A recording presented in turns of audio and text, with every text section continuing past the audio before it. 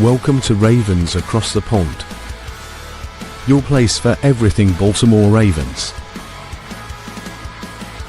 From a fresh, European perspective. Plenty of laughs, plenty of piss-taking, and of course, questionable insights. Sit back, relax, grab a beer, and enjoy the show. Welcome back, guys, to another episode of Ravens Across the Pond. You'll see, joining me as always, Danzai. Welcome back to the show, Danzai. And you will also notice a very, very special guest. It is the one, the only, Ken Mckusick. How are we, Ken? Thank you very much for joining us. Life's good. How you doing? Not bad, not Brilliant, bad. brilliant. Yeah, we are beyond over the moon to have you on the show, Ken. So, yeah. Appreciate you guys letting me on. Thanks, Thomas. Thanks, Dante. Ken, before we start, if you just want to let everybody know where they can find you, where they can see your content, the floor is yours. Plug away. I'll be quick. I'm at Film Study Ravens on Twitter if you want to follow me there. I'm always looking for questions to answer. This is a big opportunity. Use hashtag Film Study Mailbag on X/Twitter. I'll put it on the appropriate show, or I'll answer it directly with a 1-minute video. So that's something I like to do. And I want to promote the YouTube channel as well. If you go to YouTube and you want really short content, you can have that. If you want long content, that's the other alternative. I do 386 pods, or did 386 in the last year. So that's about 386 hours of content. If you want to otherwise see the 1 to 2 minutes at a time, there's short form content that's out there on the YouTube channel. So please give that a like and subscribe. Thank you very much, Ken. Yeah, so everybody hop on over to Ken's channel and drop him a follow, like, subscribe. Don't forget to press the bell so you get notifications whenever Ken's stuff drops. Ken, we'll crack straight on with it. A question that we've asked everybody that we've had on this off season so far. You know, the John Harbaugh firing, and then obviously the appointment of Jesse Minter. What were your immediate thoughts on both of them situations? So I was not totally sure it was going to happen. I was, for a long time, I was not happy about the prospect of it happening. I thought that, there's been a lot of hyperbole gone, but the way the season ended, and in particular, one of the things that happened from a game management perspective in the final game, which you guys may or may not have seen on my channel, I talked about the possibility of Zay Flowers kneeling would have substantially increased the chance of winning that game. And it's the second time in a decade they've lost a game to the Steelers in that manner. That's extraordinarily frustrating to see that happen for a math guy.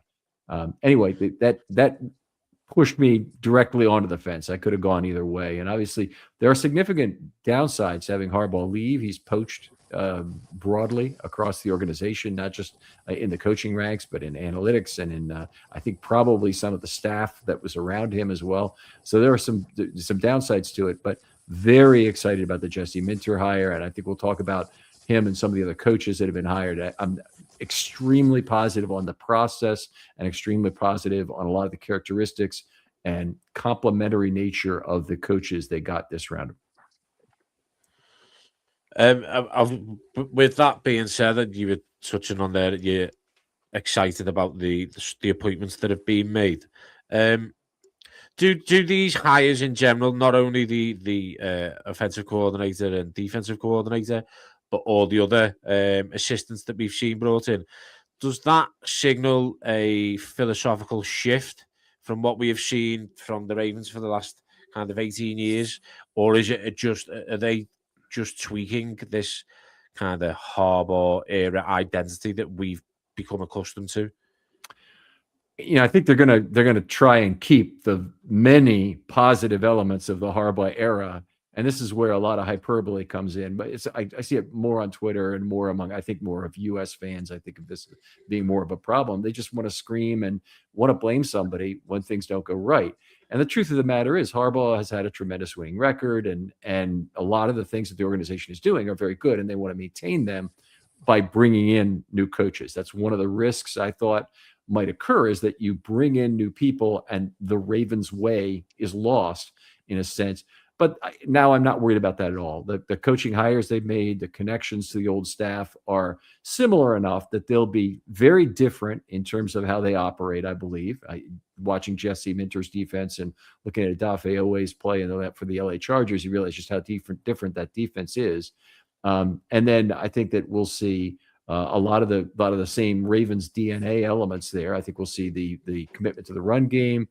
The thing I'm most interested to see how we go with this is whether or not the Ravens will really use a fullback going forward, whether or not Patrick Ricard place in the offense. So a lot of the same. And when we saw Monken come in, that's what we saw. We saw a lot of the same. He was able to keep a lot of the core run elements that the Ravens did really well, even though that wasn't so much his game. He was a 11 personnel guy. And then they moved on and got a lot of good new elements to the passing game that helped move Lamar along. So I think we're in for another treat, hopefully another layering of positive elements from Minter and his staff.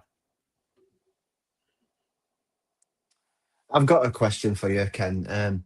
So obviously, as offensive line last season were pretty horrific, particularly at guard. So what do you think Dwayne Ledford's going to bring to help improve the line? And also, do you think that we're going to be having a change of personnel on the line? Do you think we're going to keep some, let some go? And then you've got this Tyler Linderbaum, sort of what we're going to do. Are we going to pay him? Are we going to let him? Is he worth the cost?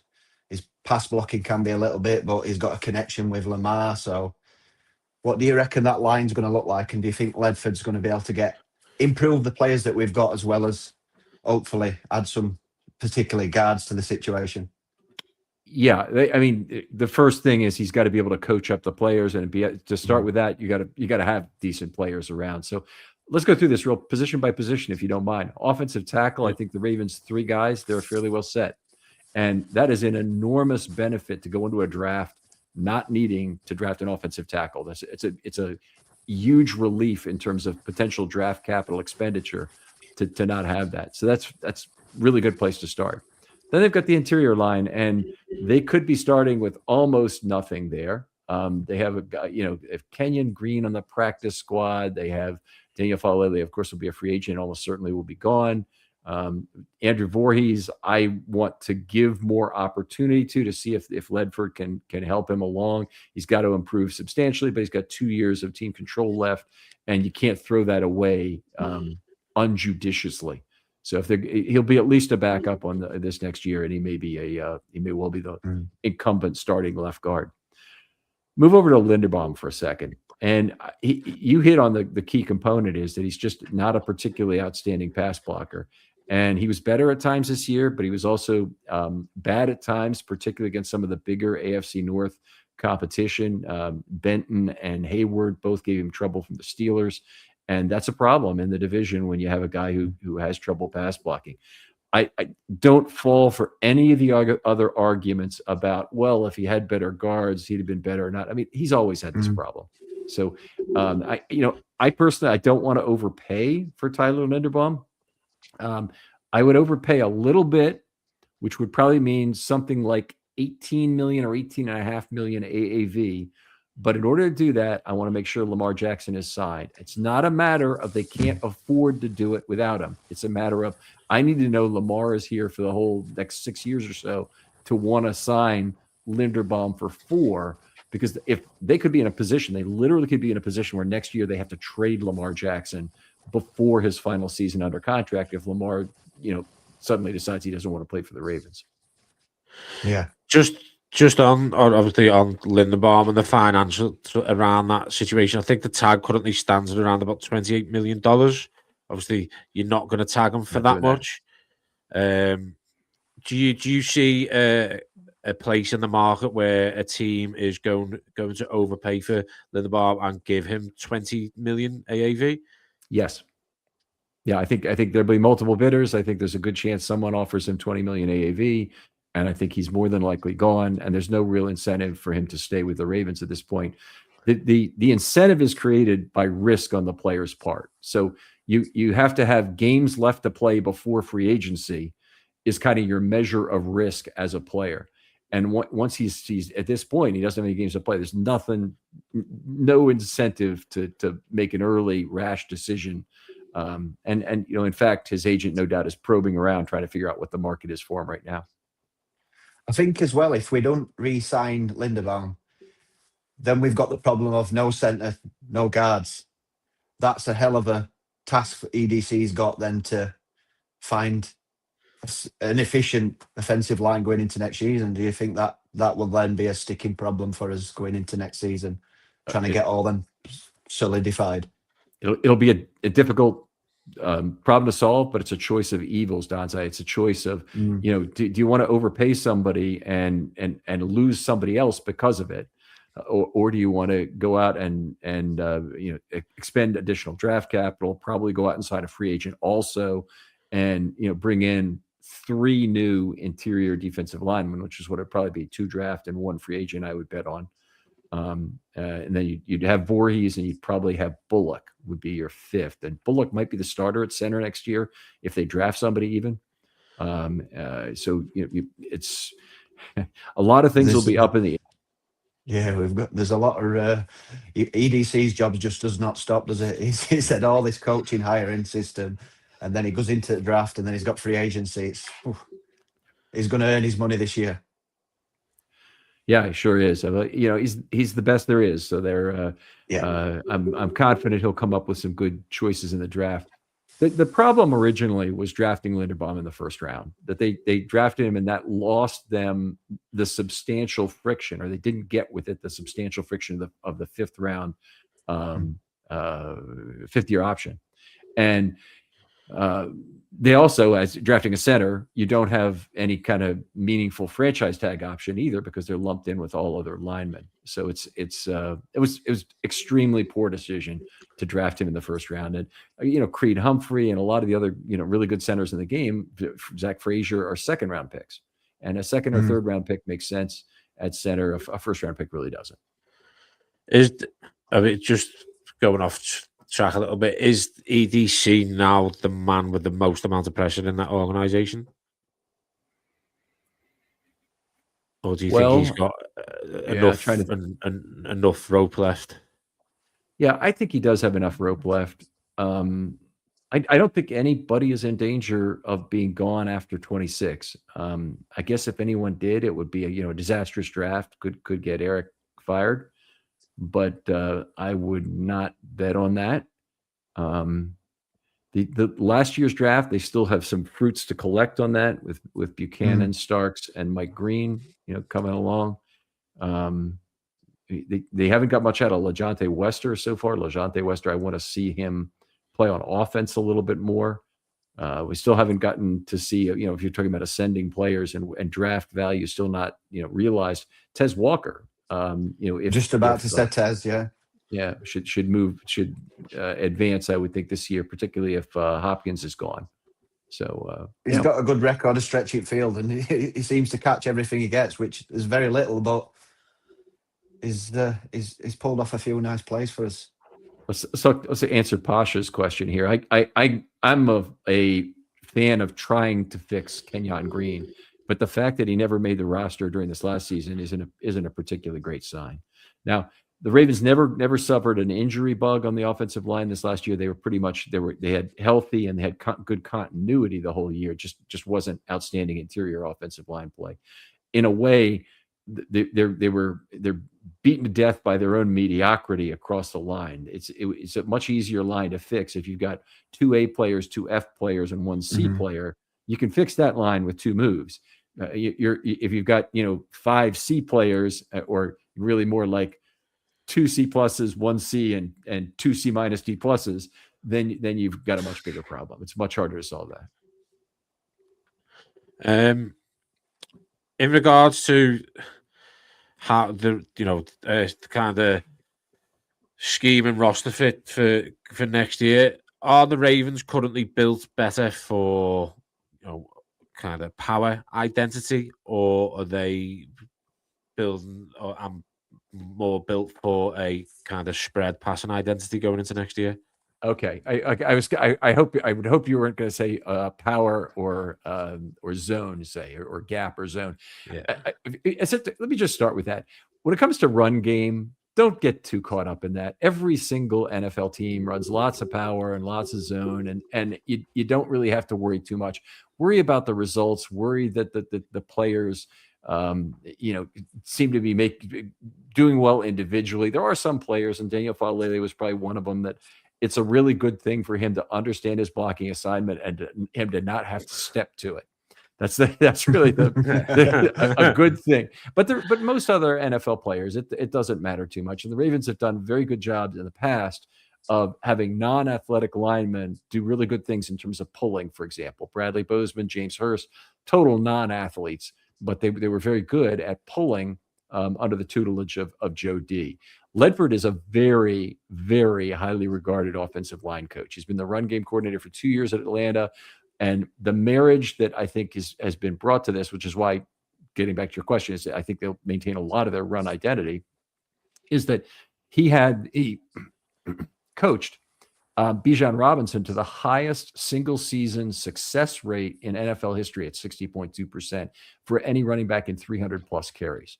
So success rate, for those people not familiar with that statistic, is the number of times, the percentage of times that you stay on track for a first down on your run. Essentially, you have to get 40% of the yards on first down. It's either 65 or 70 on second down, maybe different by different systems, and 100% of those yards on third or fourth down. And so it's a very good measure of, if you have a high success rate, then you probably are going to be very good in your drive success rate, which really should be called series success rate, which is the percentage of first downs that you subsequently turn into a first down or touchdown. So getting back to Ledford, he was outstanding at coaching that up, and he has been at multiple levels in terms of percentage of 5-yard runs and this and that, have all been quite high. And he comes to Baltimore now and joins forces with Lamar Jackson, who's been the biggest ever improver of running backs at doing that. And Henry had a 49.3% career rating with the success rate with Tennessee, and he was 58.8 in his first year with Baltimore. He's down a little bit to 53 and change his second year, but still very good. And the NFL all-time leader in success rate when he left town was Gus Edwards at 57.4%. So you wouldn't think it, but like picking onto that question, so Eddie Faulkner, quite a strange appointment in my eyes, coming from Steelers, but Gainwell led the Steelers in receptions last season, if I'm correct, 73-ish, I think I've read. Do you think that this is going to see a more catch-happy running back room? So the Steelers they passed to the running backs a lot as an extension of the run game, because they couldn't feel as compressed as they were, and Rodgers likes to get rid of the ball quickly. Rodgers lives with an outlet receiver, the way Joe Flacco did with Ray Rice. Lamar is his own outlet receiver. He takes off with the football when he extends a play. So I don't think we're going to see that kind of marked improvement that they did. But what Faulkner brings that's really outstanding is a very high missed tackle rate from his running backs, much higher than what the Ravens have had, which is surprising because the Ravens get a lot of level 2 opportunities for first contact with their running backs, and yet they haven't had the same kind of success with missed tackles forced. Jaylen Warren, for example, is one of the best in the entire NFL, but he's at 28% career. Gainwell was 20 or 21% with the Steelers this last year, and then Najee Harris was 21% career, and I believe James Conner might have been 20% career. Where Derrick Henry even is only 19% career. So you're talking about lesser backs that Faulkner has taught methods to break tackles at a higher rate. Yeah. So does that mean that Keaton Mitchell and Rashid Ali is going to see the improvement and make it more a three-pronged attack rather than bully ball with Derrick Henry? And I was very disappointed with how much Keaton Mitchell saw the ball this season. I thought in spates he were brilliant, and then we just not see him. And then I suppose sometimes we lost Derrick Henry when we should have been seeing him. But I'd like the more bolter lightning, the change of pace in the attack. I mean, see that. love Mitchell. And at camp last year, I'll tell you, he was the best player.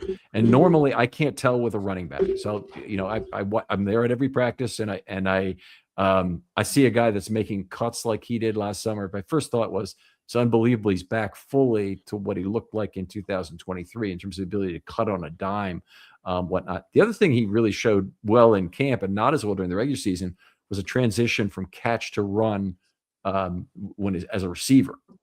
And that was something that honestly needed improvement. He had the interception, which was tipped off his hands, and very frustrating this year. But he's a potential. I'm sure Faulkner can teach you some things about securing the football. He had a good preseason as well, didn't he? Yeah, he did. The preseason game, I thought, and then when we saw the healthy scratch, I'm like, well, I was sure. We've all been backing him in our group chats for touchdowns, and he's not even getting on the field. I was shocked too. We were at a tailgate in Buffalo when I heard about it, and I'm like, what the hell is going on with this? I'd been talking him up the same way, and as I've been talking about him on the pods all the time about how he'd been the guy in camp. And it's such a good foil to Derrick Henry. It's like it just blows the defenses out. I just can't understand it. Kind of obviously a player that you've mentioned over the last 10 minutes or so.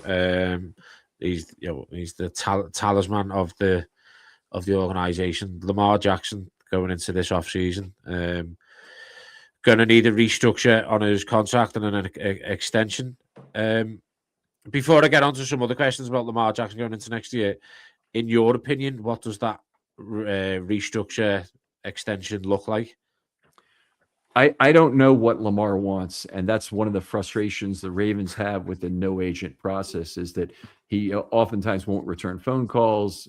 That's the word. I'm getting it secondhand, obviously, maybe third hand.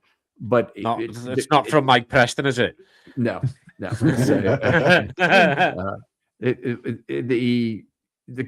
Normally you have some sort of conduit, and the agent will be able to mitigate any kind of a language problem that Lamar might perceive, or a value problem. And that's why agents or players just love to say, I'm just going to let my agent take care of it, kind of thing. I'm sure it'll work out. But Lamar's not doing that. And he's saving a few dollars, and he's giving himself an unbelievable amount of headache, and he's giving the Ravens 10 times as much. So, they want to get Lamar signed. They want to for multiple reasons. They tried last year and were not able to get it done. They really need to this year. Bisciotti addressed it in the season-ending press conference where he announced that Harbaugh was fired, and he said that hopefully the structure is very similar with just higher numbers this time around. And I would love, if it's that simple, I would love it to be the case. Lamar hopefully doesn't have anything particular in mind that he wants that is a non-starter. That would be my biggest concern. Do you think he resets the market, Ken? Oh yeah. For sure. I mean, he remains the best player in the game, and I think the middle of this season really was the aberration. And when you see the goal posting, both the beginning of the season, he was terrific. I mean, he had 130 quarterback rating through 4 weeks. We were talking about him setting a new all-time record for that for a season. Then he came back and he looked like Lamar again against the Steelers in that second half. I think the goal posting tells me it's not a concession to age. He's entering his age 29 season. He's still got good years left. And the things that happened with his mobility that really hurt the Ravens offense this year were injury-based, I believe, and are things that won't dog him for years. Now, he will have some normal decline in mobility that will occur over the next, whatever extension of this next contract there is. But I don't believe that he's made concessions to age at this point. Just touching on what you've said there about obviously going into age 29, and the evolution of his game. Athletes of his kind of capability don't stay as everybody knows you can lose a yard of pace. What is the next evolution of Lamar Jackson's game? And kind of a second question to that is, does Lamar Jackson need a wide receiver one? Because I think it's fair to say he's never really had one. Hollywood Brown wasn't that one. Zay Flowers, I don't think is a true wide receiver one. Or All right. is the problem kind of more about structure and route concepts?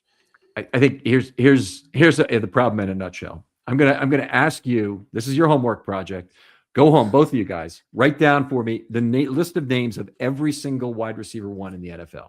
Every single one. If Zay Flowers is not one of them, you probably only have 8 guys on your list or 9 guys on your list or something like that. Zay Flowers was an unbelievable weapon this year for the Ravens. Hi, Dean. How you doing? I don't really buy the definition, but I don't like the wide receiver 1, wide receiver 2 definition anyway. So I like people to just, he's got a number of weapons. Any wide receiver 1 that comes to Baltimore is going to be unhappy with it, as you might define it, is going to be unhappy with his target share. Antonio Brown came here in his prime before all the idiocy happened. He'd have been incredibly unhappy with his number of targets from Lamar Jackson because the offense not built around him. It's built around Lamar. It's built around Lamar's desire to run, the Ravens' desire to grind out first downs on the ground. And we're not playing fantasy football here. We're trying to win football games, and that means you play for WP on each play. You don't play for EP or fantasy football points. Yeah, the rumors of AJ Brown trade, and I just think it's nonsensical because he's unhappy with his target share in Philly. So if he comes over to the Ravens, he's going to be one of many weapons. We like a tight end heavy, as Mark Andrews is going to get his share, and there's the Isaiah Likely, whether he's going to be here next season. But then Charlie Kohler could step up. You've got Bateman, you've got Zay.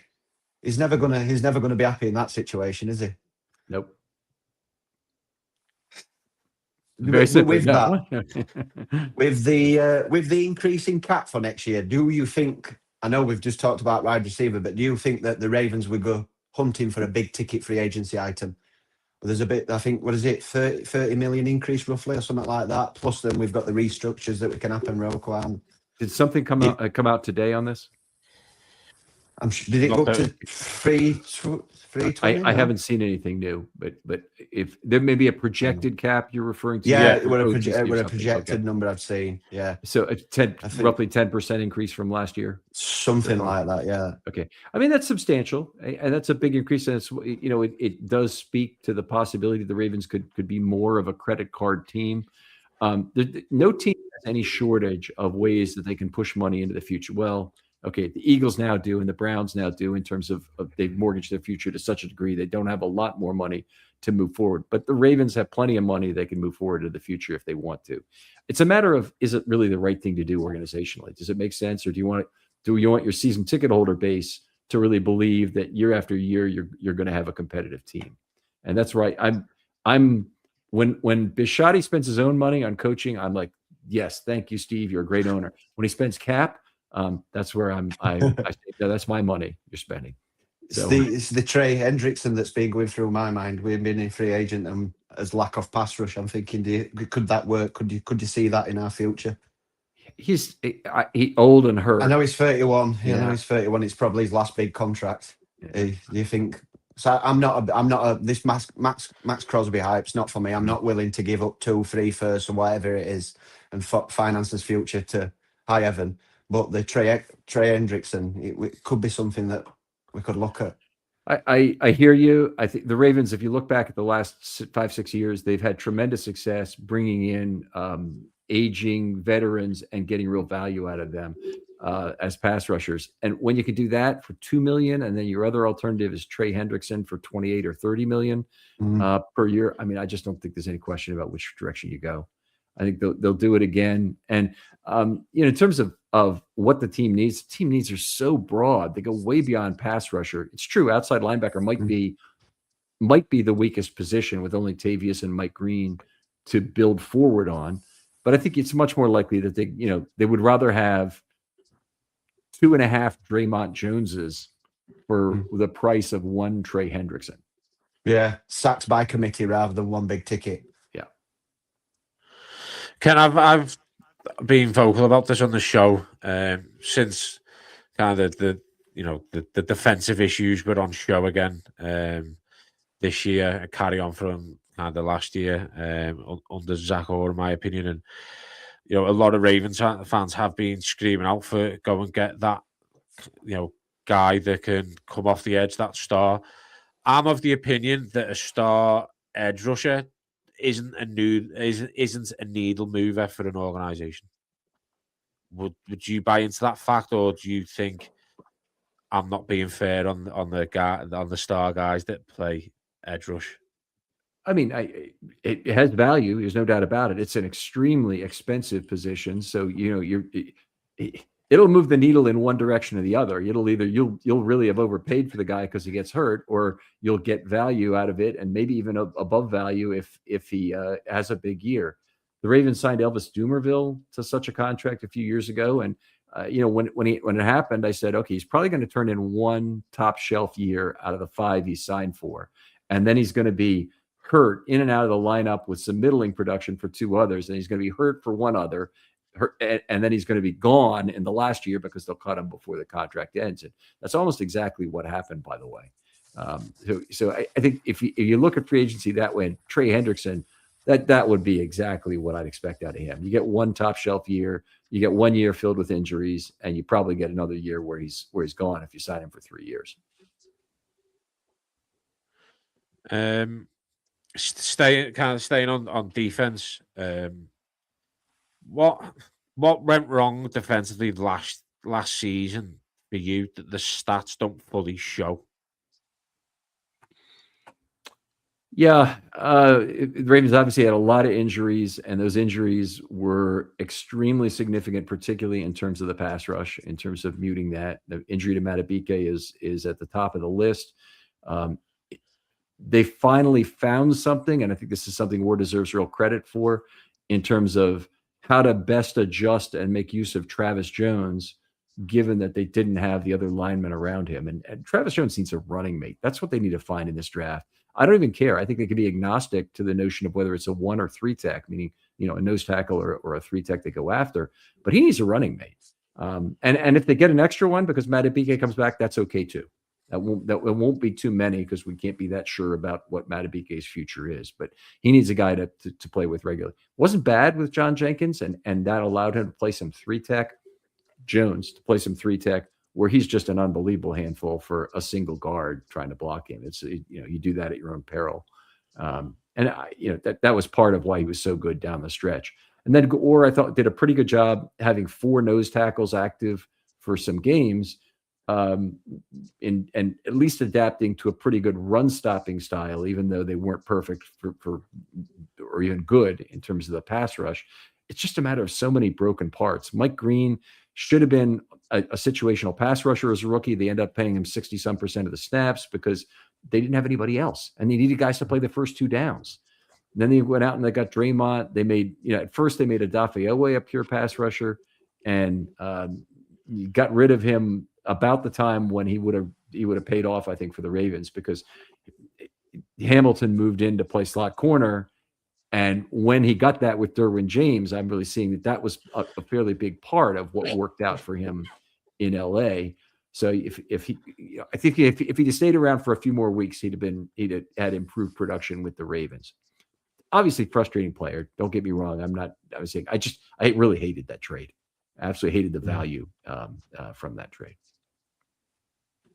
Pushing on from what Phil's just said there about the D-line class in this year's draft, what sort of prospects do you want EDC to target early? And what can we link that to what do you reckon is going to be available at pick 14 for the Ravens? Yeah, So I have no idea. A lot of needs. I have no idea what will be available at 14, but I think it could be any for the Ravens. And you want to have a fair number that you might pick in the first round. I think it could be a defensive lineman. And I think if you draft a 3 tech, you probably have to take him in the first or second round. If you draft a 1 tech, you could get him later and get a value guy there. So I'm not sure how they'll go with the defensive line, but they're going to have 2 picks eventually done to it. So maybe a 3 and a 1 that they draft in this next one. I think for sure they're going to draft an outside linebacker who can rush the passer. I don't know when, but I'm sure they will. I think people are going to be frustrated that it might not be in the first round. The cornerback position is incredibly old right now. Nobody's talking about it. It's an enormous need for the Ravens in terms of getting another young cornerback to pair up with Wiggins. There isn't anybody else. I think Marlon Humphrey is at a point where he probably has to move to safety. And then if you look on the interior offensive line, they've got multiple positions to fill. they better start cracking early on filling those. And there's been a lot of talk about a guard maybe at 14 or Falk, the pass rusher at 14. Multiple Woods, defensive interior guy. But it wouldn't even shock me if it were Caleb Downs is the guy they end up taking, and that would piss a lot of people off, I'm sure. But it would be another defensive playmaker that would be exceptionally useful. The guy, it's no secret, and you guys may or may not know, but the guy really wanted last year over Starks was Nick Emenwari, and every other pundit, it seems like in the whole National Football League, wanted Starks more and said, "Oh, look, he's got all this and all that."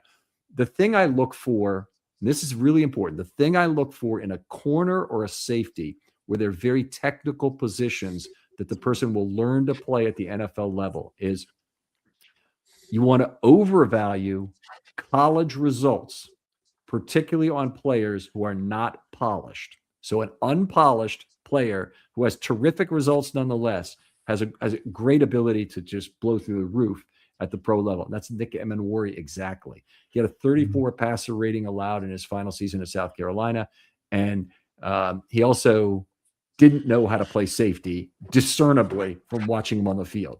Whereas Starks, he's wonderful at the podium. He immediately can tell you all these things about how he looks at the defense from front to back and whatnot. Just the results aren't that good.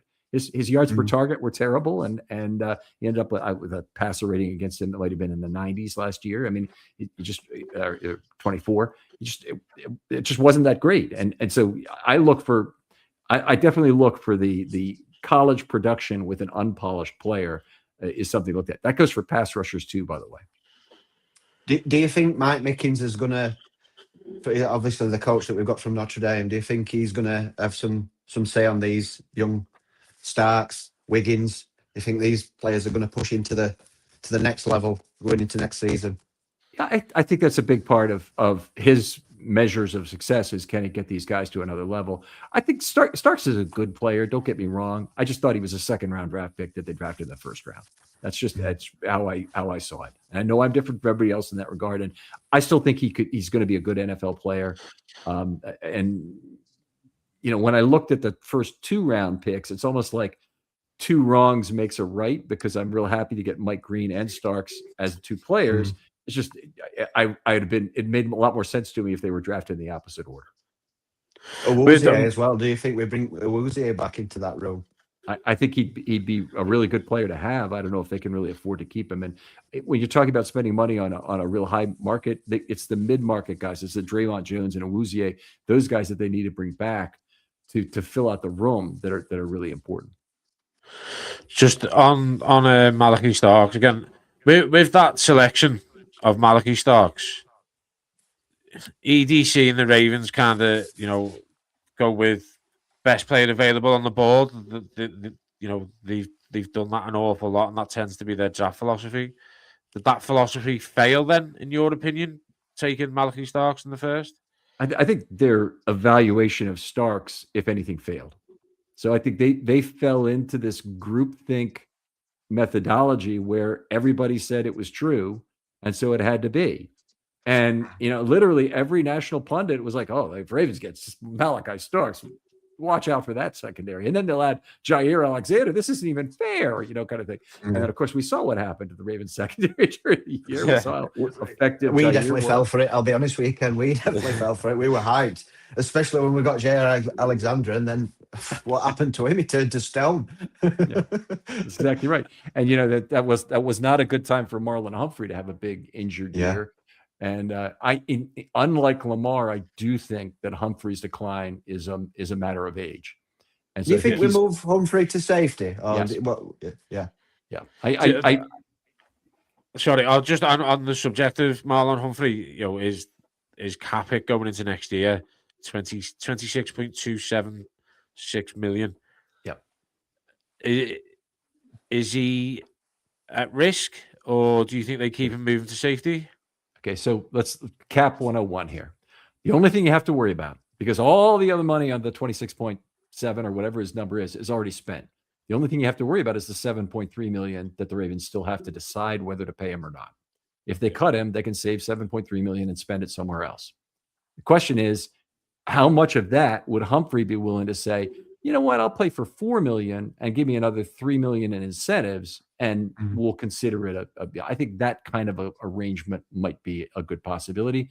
And I think more likely than not, that it means 55, 60%, but not 100%. Marlon Humphrey moves to safety. And then also more likely than not, the Ravens need him at corner at some point during the year and move him back.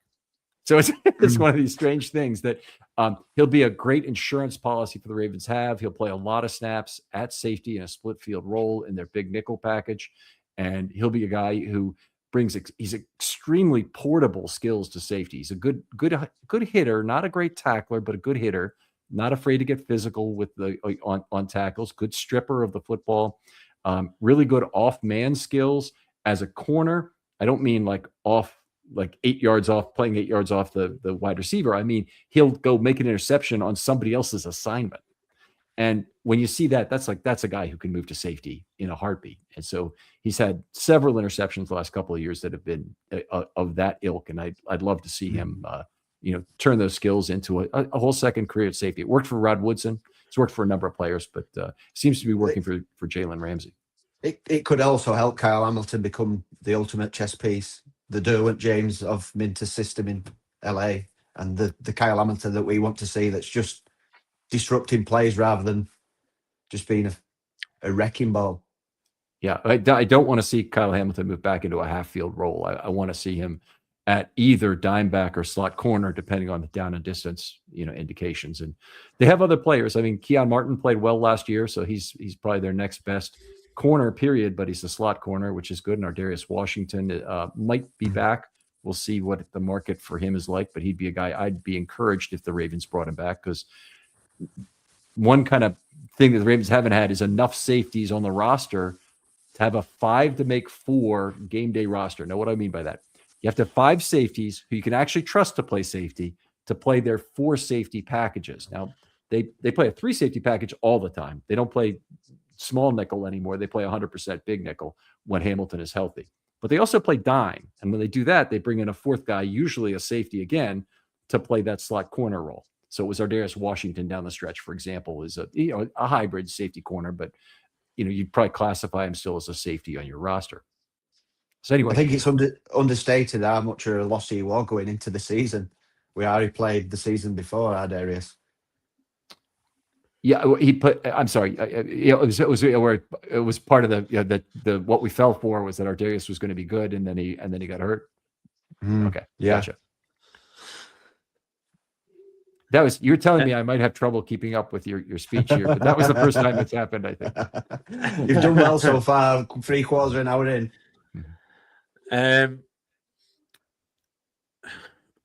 I've got one more. I've got one. So we've recently let T. Martin go, and it's been known he's got a tight relationship with Lamar. Israel Wolford, I'll be honest with you, I've got no ideas about this guy. Can you shed any light? And obviously it's going to have to have been Lamar approved. I can't imagine that Lamar's not had a say in this, but do you think this is going to be fruitful going into the new season? And do you think we're going to see anything different? I don't have a good sense of exactly who he is. I will say Lamar has worked with a lot of different quarterbacks coaches over his tenure here. And just to give you an idea, I mean, Urban was, I forget Urban's first name. I always want to call him Brent, but he's obviously not Brent Urban. But Urban was the first one, and Urban was a shorter guy for starters, and he's white, and so you figure that might not work for various reasons. But seemed to have a good relationship with him, and they moved on. And T. Martin's been, I think, very good with him. Their assistant quarterbacks coach for part of this period was Daniel Stern, who's an analytics guy. He's their director of football strategy. Was their assistant quarterbacks coach. So I don't really have a sense at all whether Israel is going to be him or not. I think it's a collaborative thing, and if somebody comes in and tries to change Lamar, I think the only one who could do that probably is Josh Harris, who's the offseason guru he sometimes works with. But anybody else it's going to be very difficult. And I'd say the biggest challenge for the Ravens this year is they're bringing in guys who run a Sean Payton offense.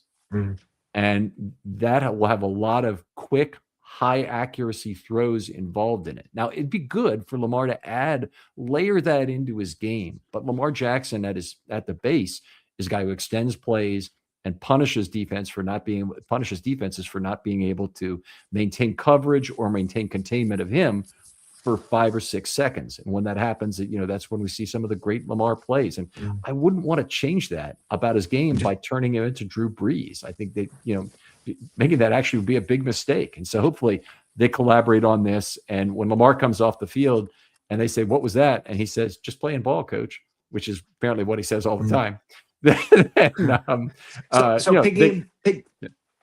Piggying back off of that, then, do you think that Declan Doyle's going to have a relatively big task to try and take his knowledge from the Sean Payton eras into a Lamar Jackson Ravens system?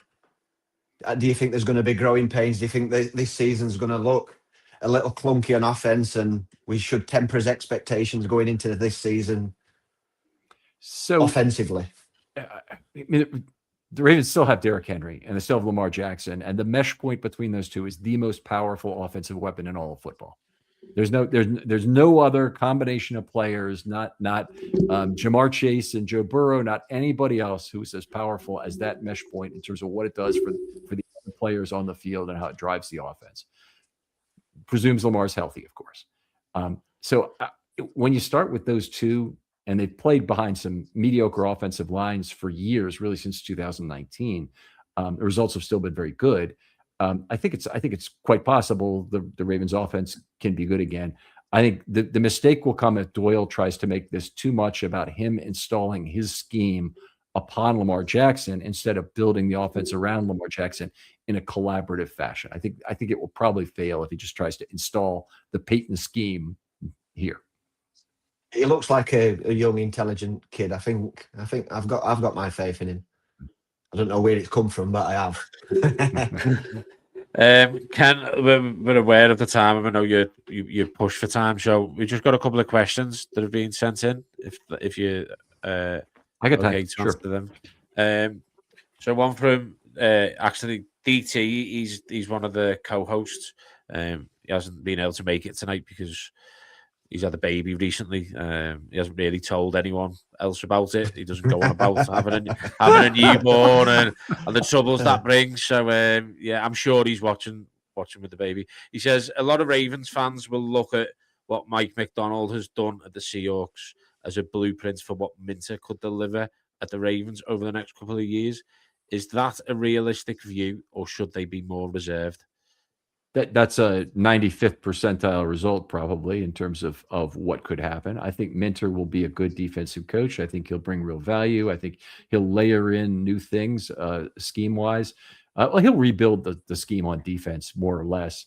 And I think he'll be successful doing it. But McDonald struggled a lot early, too, in terms of getting players to buy into his scheme and getting them to remember their assignments, including Kyle Hamilton in that Miami game in 2022. So a little bit of leash for the new guy. Make sure he gets in. He's got a great staff he's building around him of really talented people. Like Weaver is a great compliment to him. And I think that Volker is probably the underrated hire. By the way, for those who don't know, PJ Volker and him have played together, they've coached together, and they've been good friends for a long time. I believe they were each in each other's wedding. Okay. Now, he's not the defensive coordinator, but he's definitely the defensive coordinator in waiting. And what I expect the three of them to do, Minter will be on the sideline because head coaches always have to be on the sideline. Weaver will be on the sideline because he's a natural leader and is the perfect in-your-face guy with any players. And Volker could probably play that role as well, but they're going to want the alternate viewpoint for Volker. So he'll be a booth guy. He'll be on the headset, and he'll be the most prominent voice in Minter's ears as he's making decisions about play calls is, hey, such and such a receiver is trying to take advantage of our corner over there. You tell him to tighten up here, kind of thing.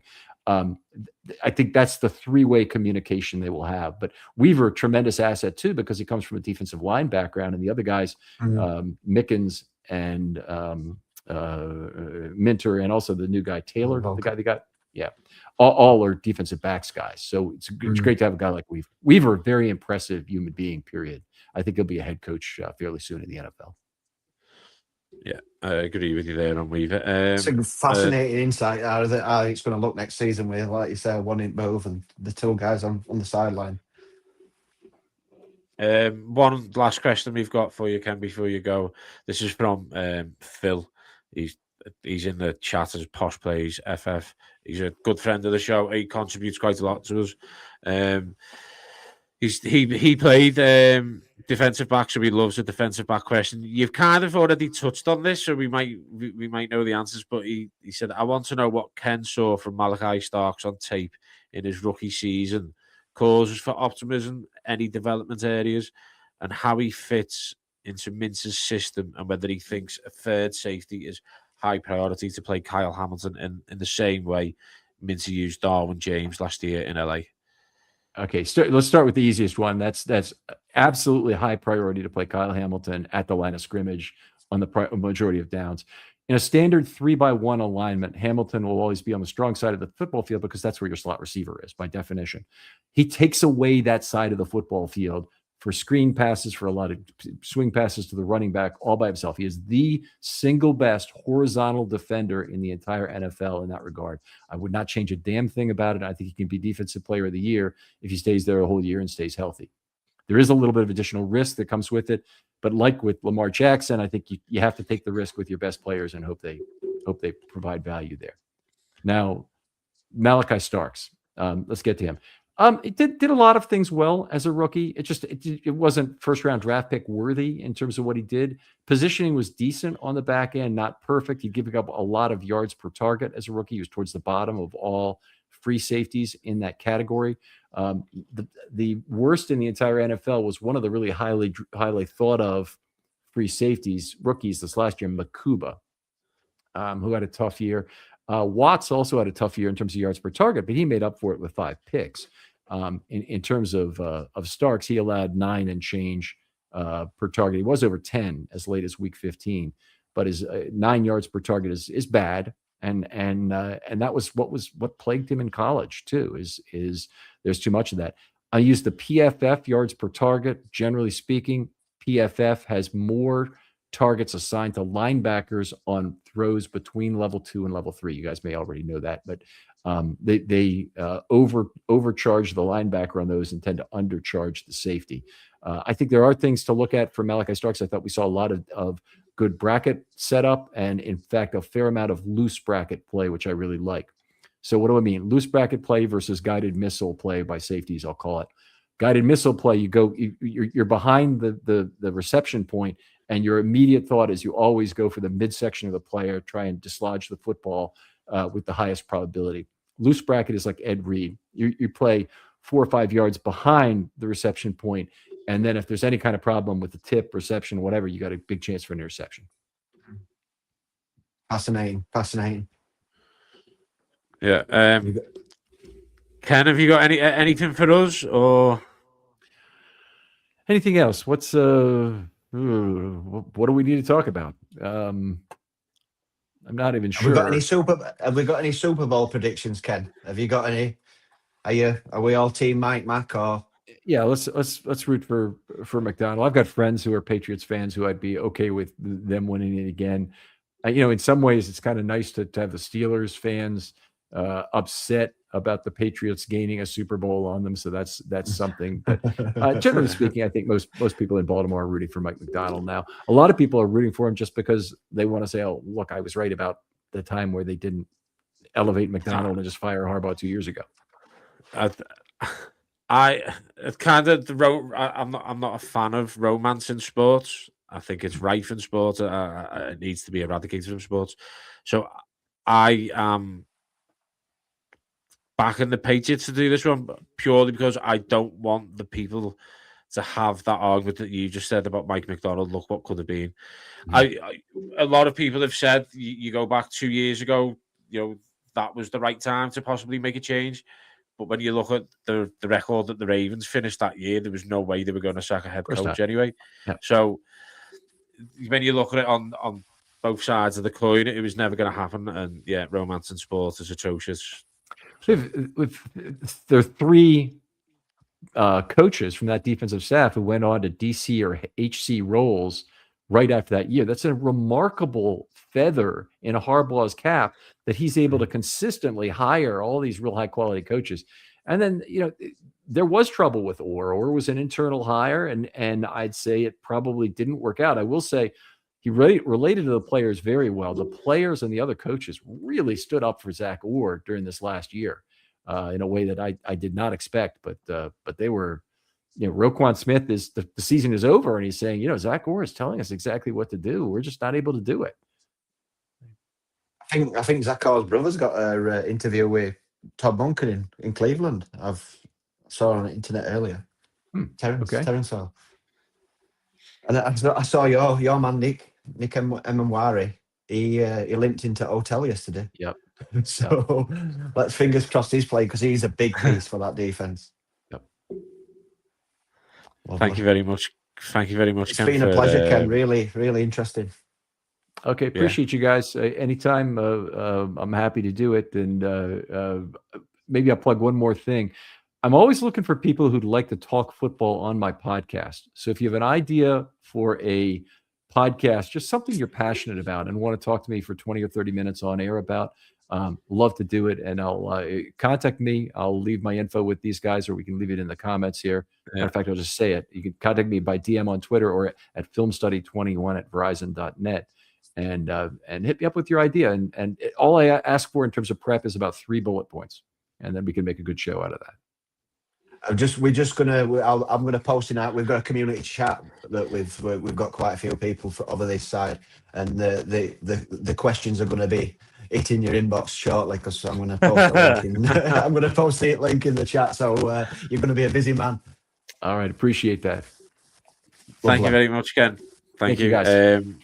We've been Ravens Across the Pond, part of the Across the Pond Sports Network, brought to you by Stacked Game. We'll see you on the next one. Bye, guys.